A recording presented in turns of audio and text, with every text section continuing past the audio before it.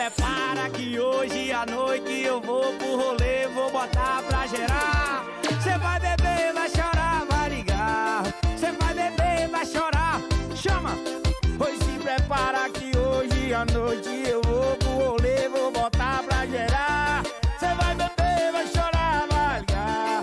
Cê vai beber, vai chorar, chegou a minha vez. E aí galera, Monitor Érica falando, e hoje nós vamos fazer a nossa revisão sobre a invasão terrestre e os anfíbios.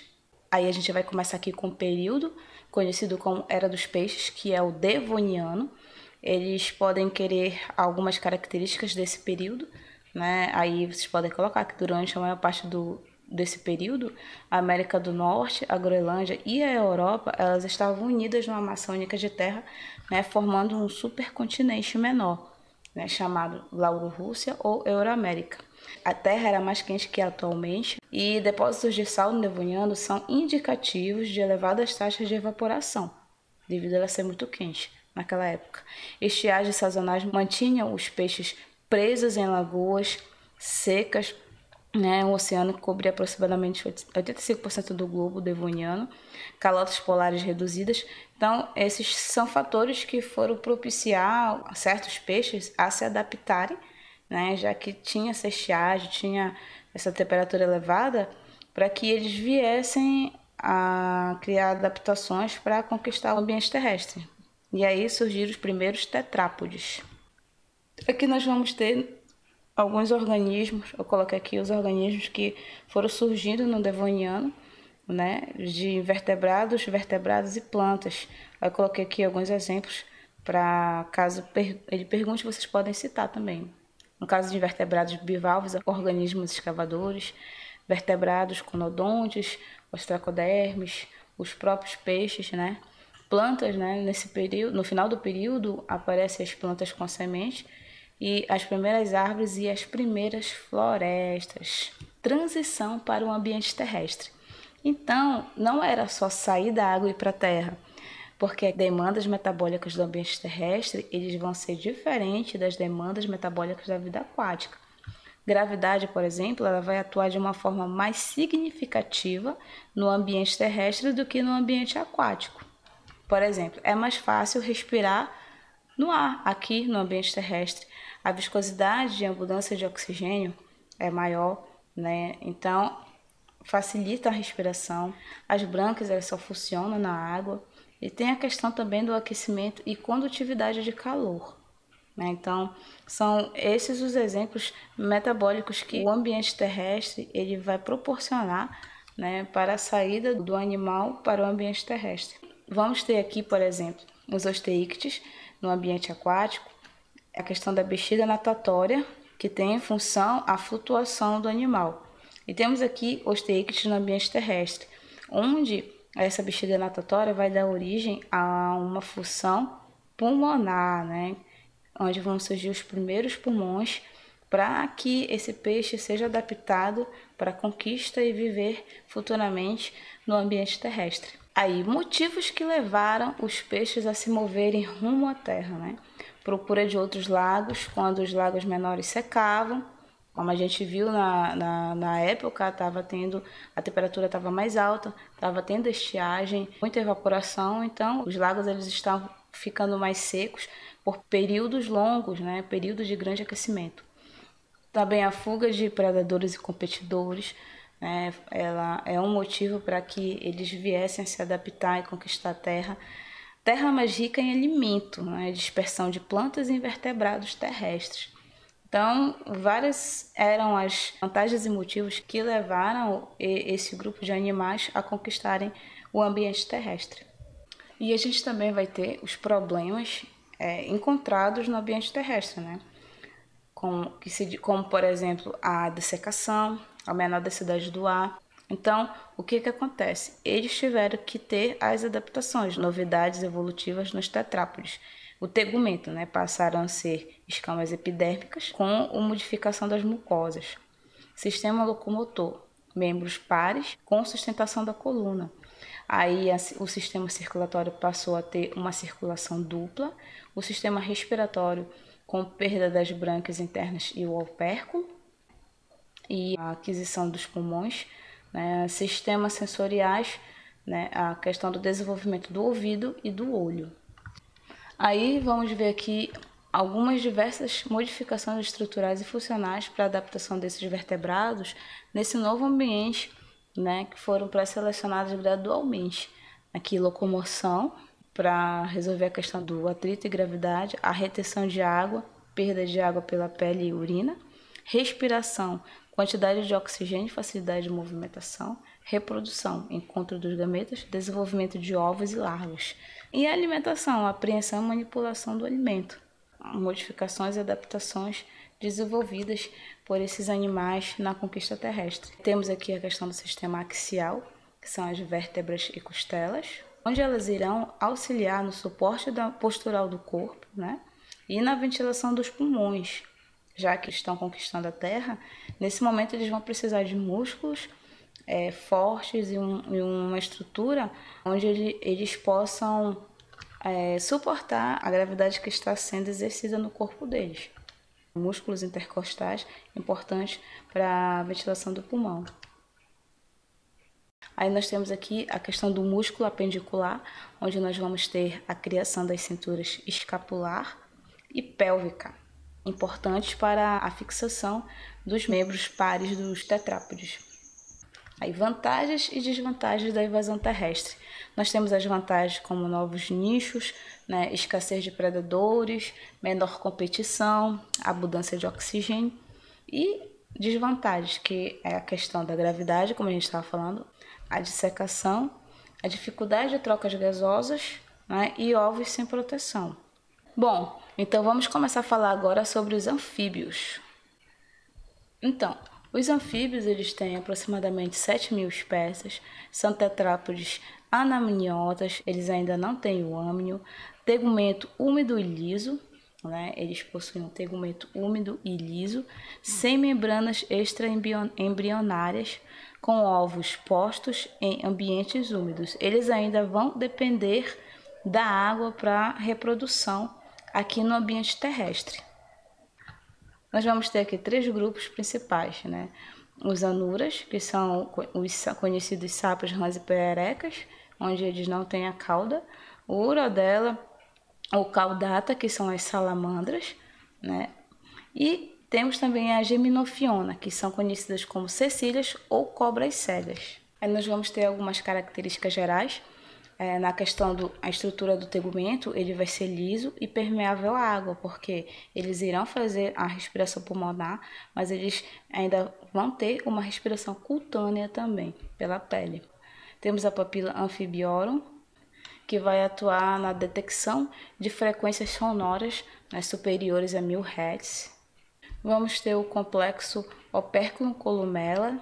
Aqui, a maioria dos anfíbios eles têm 2 ossos envolvidos na transmissão de sons para a orelha interna. Então, a columela, derivada do arco ióideo, ela está presente nas salamandras, cecílias e na maioria dos anuras, né? O opérculo ele se desenvolve em associação com a janela oval. Tem a questão dos bastonetes verdes, onde o urodela e os anuras eles vão possuir um tipo de distinto de célula retiniana, que é esse bastonete verde, né?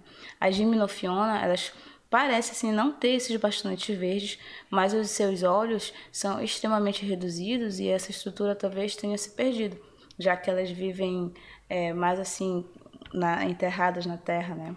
Debaixo de folhas, essas coisas. E também a questão dos dentes pedicelados, né? Os dentes pedicelados, onde quase todos os anfíbios modernos eles vão ter dentes nos quais a coroa e a base, que é o pedicelo, eles são compostos por dentina e estão separadas por uma zona estreita de dentina, né? Não calcificada, ou um tecido conjuntivo fibroso. Tem alguns anfíbios eles não possuem esses dentes pedicelados, né? Incluindo as salamandras. Aí tem um gênero específico, e os anuros também de um grupo específico, onde a fronteira entre a coroa e a base é obscura em alguns outros gêneros, né? Então, dentes pedicelados também ocorrem em alguns peixes actinopterídeos, que não tem muita ligação assim com os anfíbios. Eles têm a estrutura do músculo levator bulbi, Esse músculo é uma lâmina delgada no assoalho da órbita, né, inervada pelo quinto nervo craniano. Ele faz os olhos se tornarem salientes, né, ficam olhudo, né, aumentando assim a cavidade bucal. Esse músculo ele está presente nos urodelas e no anura, de uma forma modificada no gimnophiona. Então, em outras palavras, os urodela e os anuras são olhudos. E eles vão possuir glândulas mucosas e de veneno. Os anfíbios vão ter as glândulas mucosas de veneno, até para a questão da defesa deles. Aí aqui nós temos algumas características onde eles passam, né, por mudanças ao longo da vida, com um desenvolvimento indireto. Então eles começam a vida como larvas, né, onde eles vão se desenvolvendo até chegar ao adulto. As vantagens sobre esse desenvolvimento deles, né, é a ausência de competição e grande variedade ecológica nas larvas, né. As desvantagens, a dependência do ambiente úmido e eles também podem ser alvo fácil para predadores. E nós vamos ter aqui o primeiro grupo, que é o Urodela caudata, que são representados pela salamandra, aproximadamente 600 espécies, tem um corpo alongado, 4 pernas funcionais, né, 2 pares de membros. Elas têm uma flexão lateral do corpo, né, fazendo assim. Alguns têm a neotenia, a pedomorfose, que é a questão da retenção na idade adulta de características típicas na sua forma juvenil ou larval, como por exemplo o axolote, onde ele vai ter as brancas externas mesmo depois de adulto. Possuem diversos hábitos e existem casos de redução ou perda de pernas. E a maioria das salamandras elas são terrestres. Como eu já falado, né, locomoção por movimentos laterais. E esse grupo Pledodontide, eles não possuem pulmão, né? A especialização do aparelho iobranquial, que é uma estrutura que ajuda no bombeamento de ar para os pulmões. E tem a questão também da proteção da língua. Joga a língua para fora, bem longe, assim, para capturar as presas. Aqui nós temos a questão do axolote, como eu havia falado, né? A neotenia ou pedomorfose, que são os adultos com características juvenis, como axolote. Aqui, ó, como ele é. Tem um videozinho aqui para mostrar alguma curiosidade sobre o axolote. E de acordo com uma curiosidade, ele continua sendo assim, com essas brancas assim, porque ele não houve necessidade dele continuar o desenvolvimento, mas se houver algum estímulo no meio que ele vive, algum estímulo para que ele venha a sair da água para a terra, os hormônios vão agir no corpo dele e ele vai viver a vida dele mesmo na terra, porque como ele tem essas brancas externas, ele vive dentro da água, né? Mas se houver algum estímulo externo, ele pode vir a completar a metamorfose e passar a viver no ambiente terrestre. Aí eu vou passar um vídeo aqui sobre curiosidades da vida do axolote.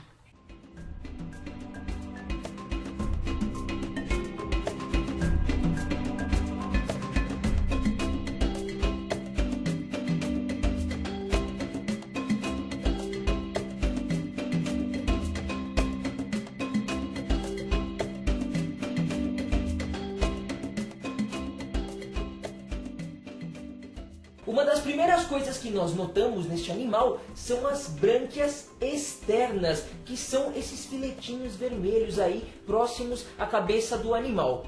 Por que ele é assim? O axolote apresenta uma característica chamada de pedomorfose. O que é um animal pedomórfico? É um animal que retém alguns caracteres larvais, da sua fase larval, enquanto é adulto, né? Que é o que acontece nele. As brânquias externas são características do axolote, enquanto ele é um girininho, ou pelo menos parece um girininho. Mesmo depois de adulto, ele mantém estas brânquias externas, ele não perde esta característica, por isso nós chamamos ele de animal pedomórfico, certo? Além das brânquias externas, ele também tem esta nadadeira caudal. Se vocês notarem aí, em volta da cauda do animal, tem como se fosse uma segunda camada bem fininha em cima.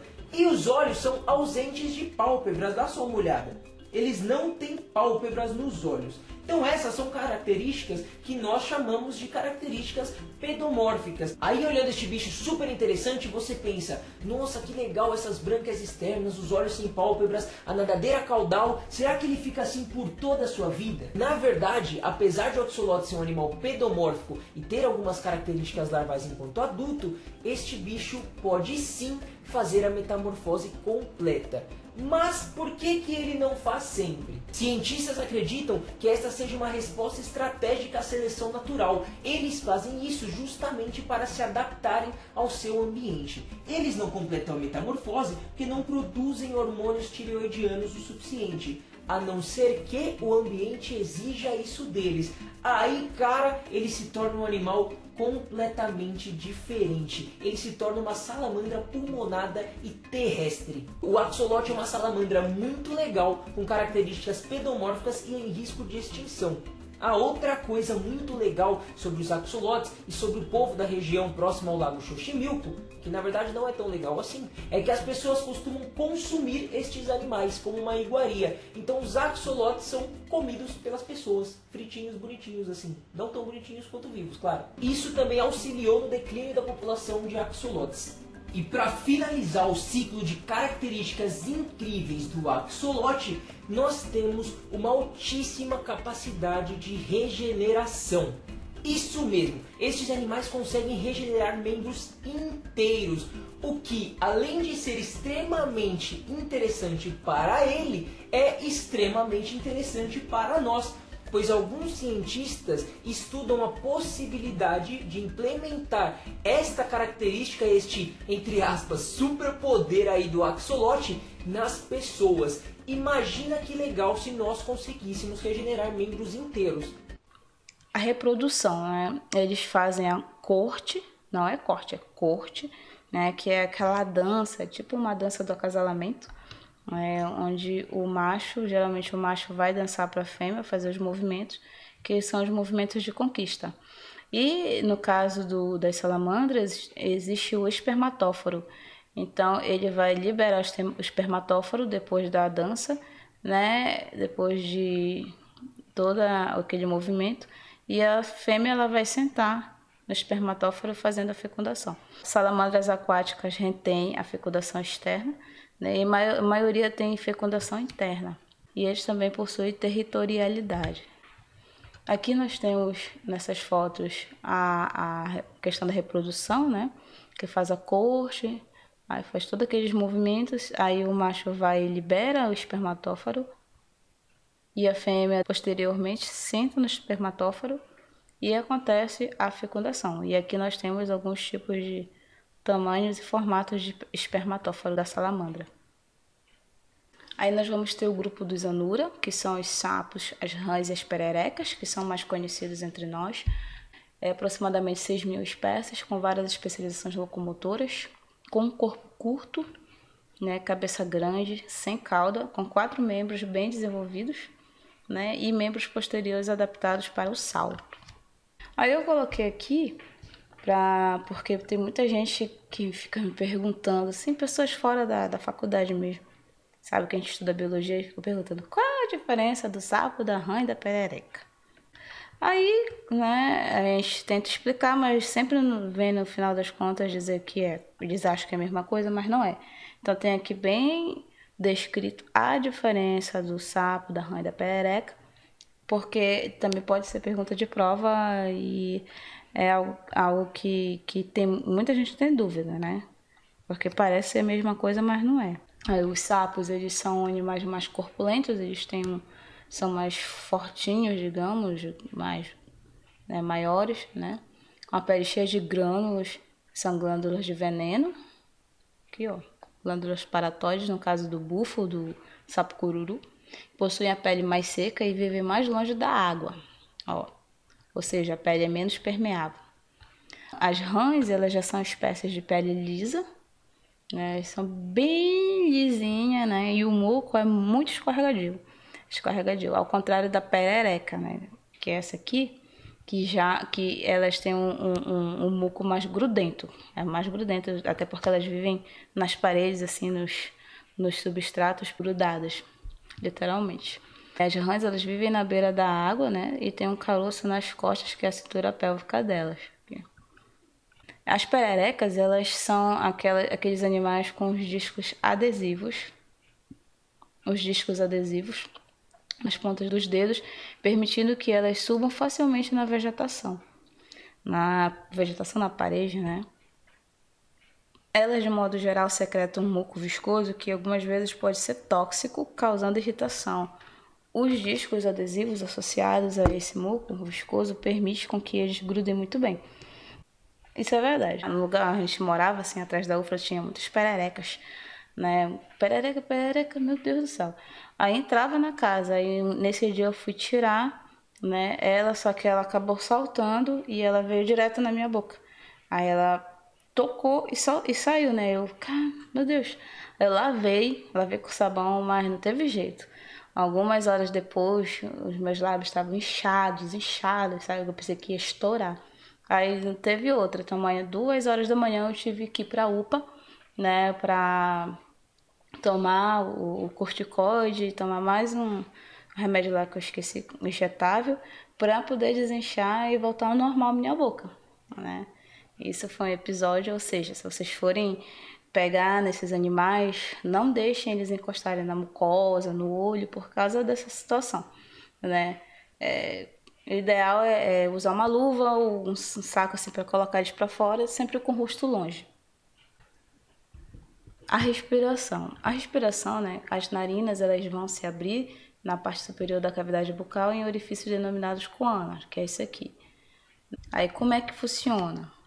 Nós vamos ter aqui as narinas, essa cavidade chamada de coana, a glote e o pulmão do animal. Então o ar vai entrar aqui pela narina, né? Eles vão contrair aqui a musculatura e a coana vai aumentar. Aí vem o momento que eles fecham a narina, a musculatura vai relaxar, aí a glote ela vai se abrir e o ar vai passar daqui para cá, chegando até os pulmões. Aqui vai acontecer as trocas gasosas, né? No caso, o oxigênio vai, por difusão, atingir os vasos sanguíneos e também o gás carbônico, né? O CO2, ele vai entrar no pulmão por difusão. E esse gás carbônico ele vai ser expirado e jogado para o ambiente.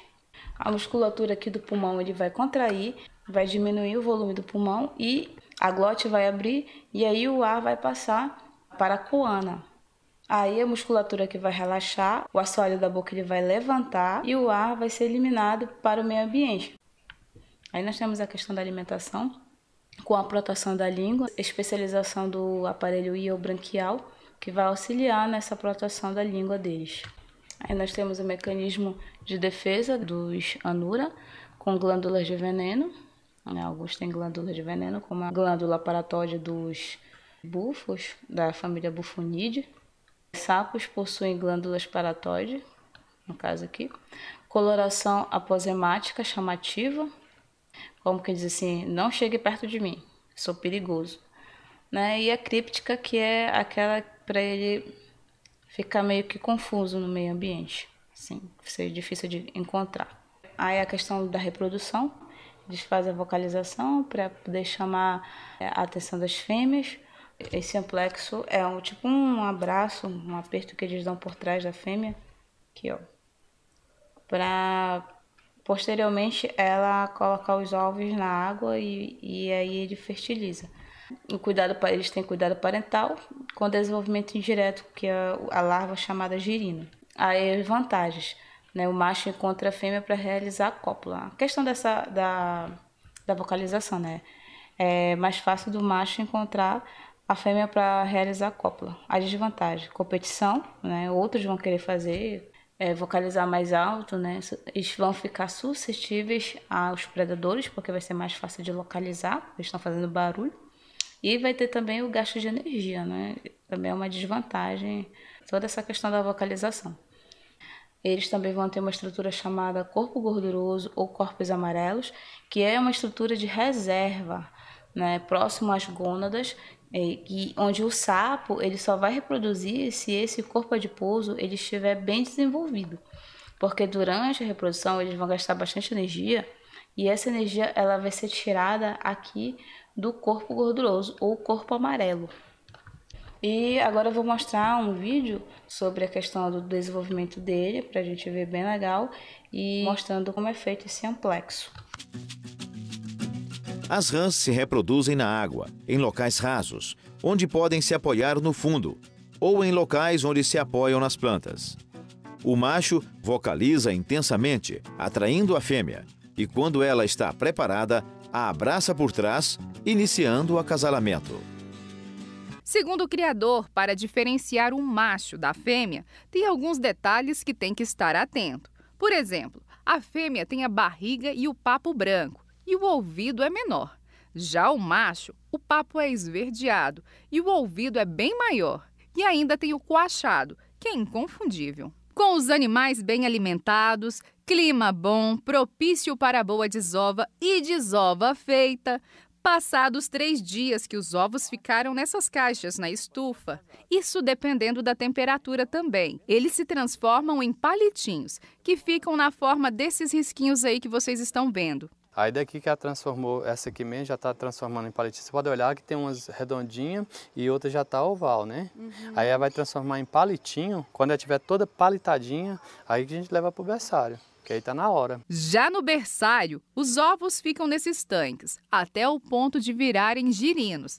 Aqui, a alimentação é feita 4 vezes ao dia. Esses girinos já estão com 1 mês, que é a primeira fase. Esses outros que estão se alimentando já são maiorzinhos, têm 40 dias e estão na 2ª fase. Já esses outros maiores estão na 3ª fase. É importante lembrar que a água deve estar sempre limpa. Geralmente eu limpo aqui 2 vezes antes de passar ele para a metamorfose. Esse tanque maior é a área de metamorfose. É nessa fase que os girinos vêm para cá para se transformarem em emagos, as rãs jovens, que é quando elas perdem a cauda e ganham patinhas. Aqui são alimentados 3 vezes ao dia. Sabe, Vanessa, que quando ele nasce as 2 patinhas dianteiras, aí ele rasga a boca e fica 5 dias sem comer. Esses 5 dias que ele fica sem comer, essa cauda que é o alimento dele. Aí vai sumindo, sabe? E chega no ponto dessa rãzinha jovem aqui, ó, que eu vou tentar pegar ela para você ver. Aí, ó. Até chegar ó, esse ponto. Não tem... tá vendo a cauda? Da cauda? Isso. Ela não tá comendo nada. O alimento dela tá sendo esse aí, a cauda, ó. E conforme as rãzinhas criam as patinhas, elas vão subindo para as bordas do tanque.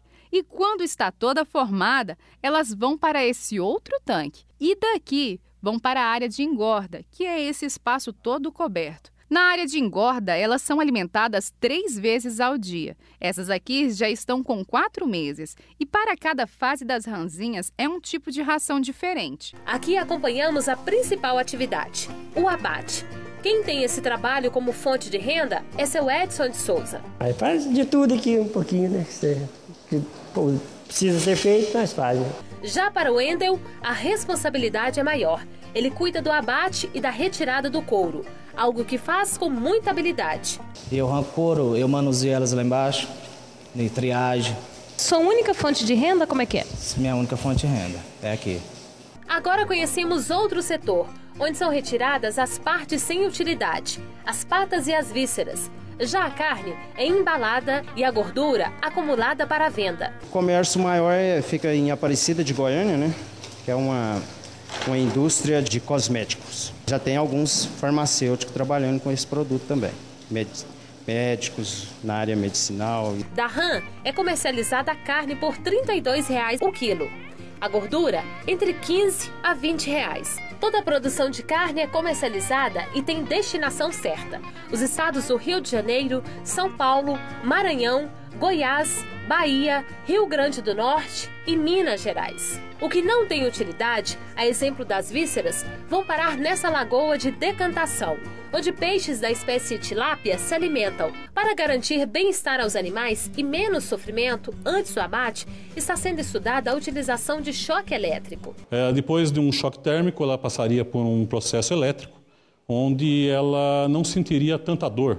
É um abate, todo mundo sabe, mas não teria tanto sacrifício por parte do animal.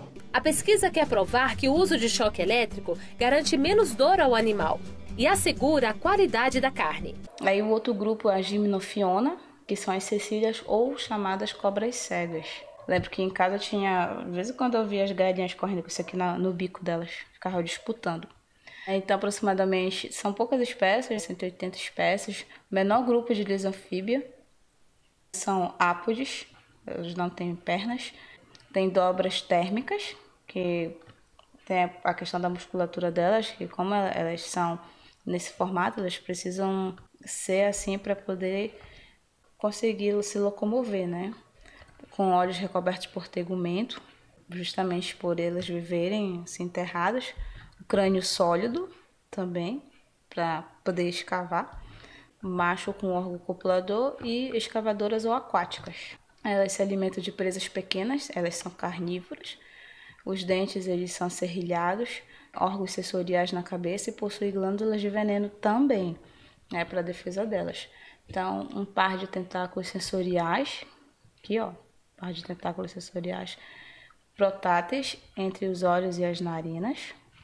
Embriões com brânquias são ovíparas ou vivíparas, né, e possuem o cuidado parental. Aí vou mostrar aqui um vídeo curioso também sobre a Gimnophiona.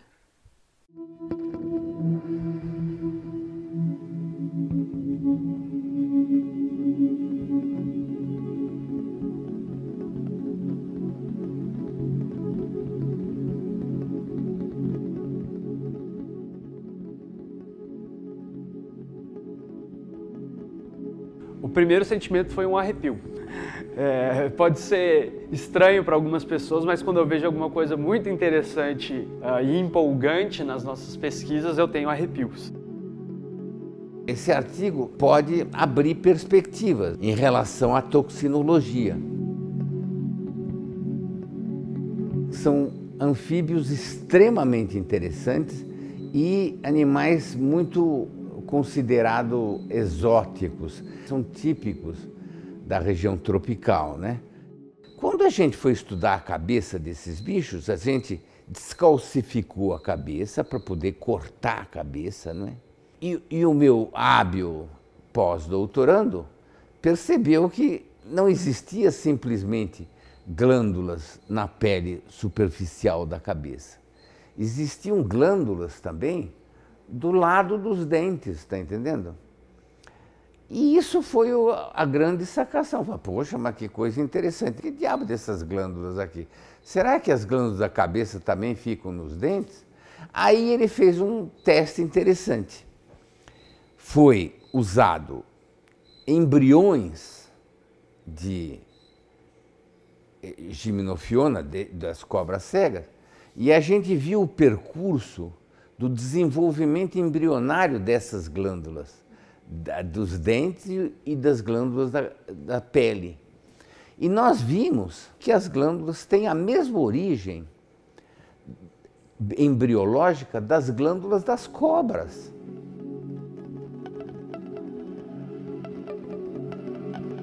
Eles têm uma mordida extremamente forte. E a mordida forte é mais para fechar a boca do que para abrir. Então ele consegue segurar presas muito grandes com esse sistema totalmente diferente de músculos que eles têm na cabeça. O que provavelmente deve ter também evoluído para conseguir segurar essas presas, para dar tempo da secreção ali da peçonha sair da glândula e entrar em contato com o machucado que foi feito pelos dentes.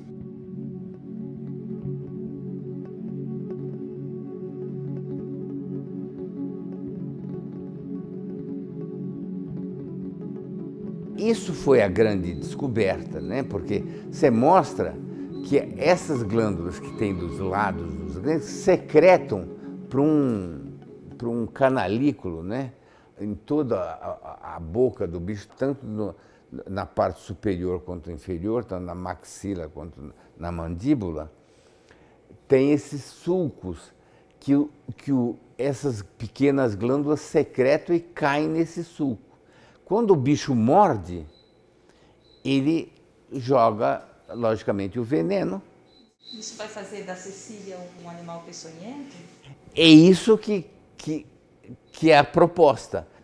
Os anfíbios, eles são considerados venenosos porque eles não têm glândulas de ataque.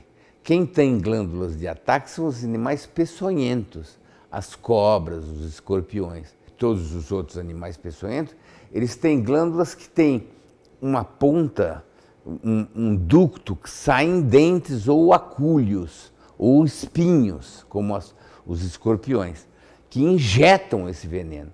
Os anfíbios não, os anfíbios em geral, eles precisam ser mordidos para sair o veneno. Ou seja, quem aciona o veneno, que é o veneno aí, não é peçonha, quem aciona o veneno dos anfíbios são os próprios predadores. Então, qual que é a pretensão? É mostrar que pelo menos o sistema venenoso já existia há 250 milhões de anos, ou se você quiser, que é a origem dos Gymnophiona, das cobras cegas, ou se você quiser, 150 milhões de anos, antes do aparecimento das serpentes.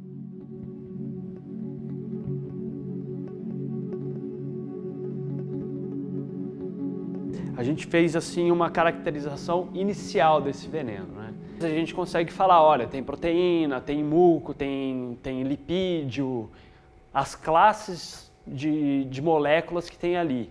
Mas aí a gente aprofundou um pouquinho mais e conseguiu mostrar que tem algumas proteínas, que são enzimas, que são capazes de degradar tecido, por exemplo, de lesar, de estourar células. Também algumas enzimas que são capazes, digamos, de abrir caminho na ferida para que as outras alcancem a corrente sanguínea. As evidências que a gente tem até então é sobre que essa peçonha, ela existe. A gente só precisa fazer um ou outro estudo a mais para mostrar realmente as moléculas, entende? Porque a gente viu as atividades. Uma dessas moléculas, por exemplo, é a presença de fosfolipase. Fosfolipase é uma proteína que é encontrada muito em veneno de cascavel. Estudar esses bichos é muito difícil, porque são animais muito diferentes e pouco acessíveis, né? Porque eles vivem debaixo da terra com uma biologia inacessível, né? Porque essa ordem Gymnophiona tem uma caixinha de surpresa. Ela pode dar muita coisa para a gente mostrar, para a gente estudar, né? E dá trabalhos muito bonitos, né? Muito interessantes, né?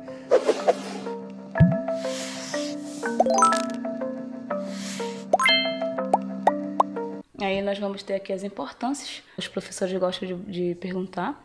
Importância ambiental, são importantes bioindicadores, importância médica, a indústria farmacêutica faz a extração de veneno para a produção de fármacos. A importância agrícola, elas atuam com controle biológico de pragas. Eles têm uma importância econômica, né, no caso da produção de alimentos. Existem criadores aqui no Brasil que eles criam rãs, são os ranicultores, onde eles criam para vender para restaurantes, tanto aqui no Brasil como fora, como a gente viu no vídeo anterior. Então, gente, essa foi a nossa revisão sobre os anfíbios. Espero que vocês tenham compreendido. E qualquer dúvida é só vocês entrarem em contato comigo ou com a Karine. Até a próxima!